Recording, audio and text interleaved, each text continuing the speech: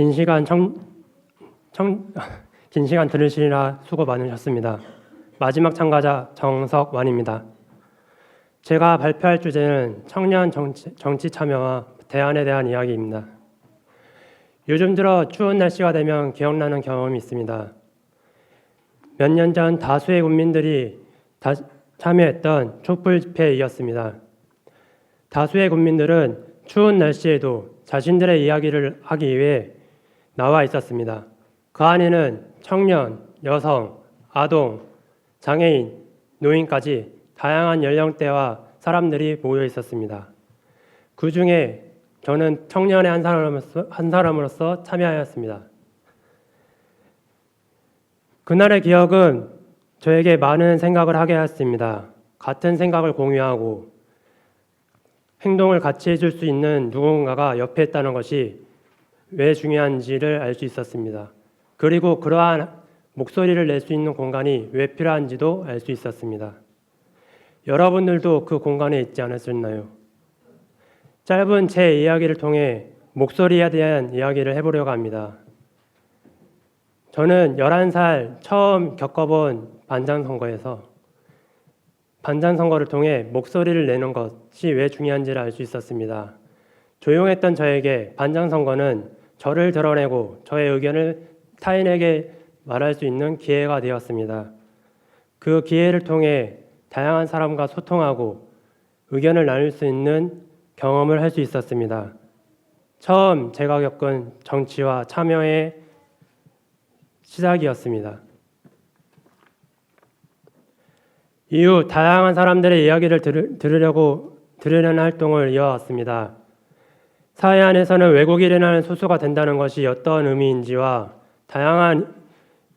다양성이 인정되는 것이 왜 중요한지를 벌써 오래전 기억이 되어버린 호주에서의 2년간의 워킹홀리데이 생활을 통해 저는 고민하게 되었습니다. 특히 칼럼을 쓰고 기고를 하면서 청년들의 이야기를 글로써 담아내려는 활동을 하였습니다. 이렇게 만난 청년들을 통해 청년들에게 무엇이 필요하고 무엇을 말하고 싶은지를 알 수 있었습니다. 그리고 공통적으로 나온 이야기가 있었습니다. 그것은 바로 참여 공간이 필요하다는 것이었습니다. 저는 그 공간이 정당과 국회라고 생각합니다. 내년 국회의원 선거를 앞두고 정당 안에서는 청년이라는 단어가 나오기 시작했습니다. 청년 유권자의 마음을 얻고 청년들의 참여와 공간을 마련하기 위한 각 정당의 활동이 많아지고 있기 때문입니다.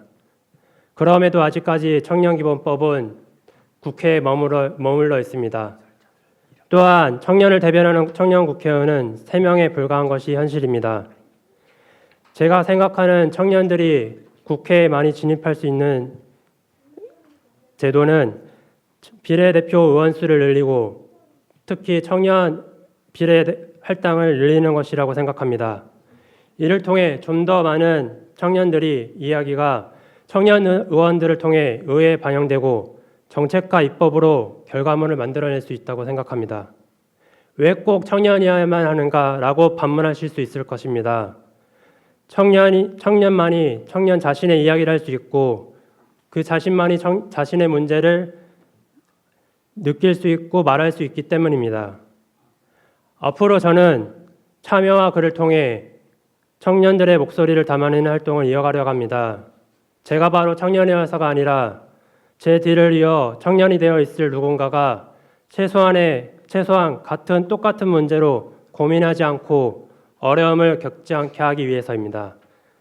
긴 시간 경청해 주셔서 감사합니다.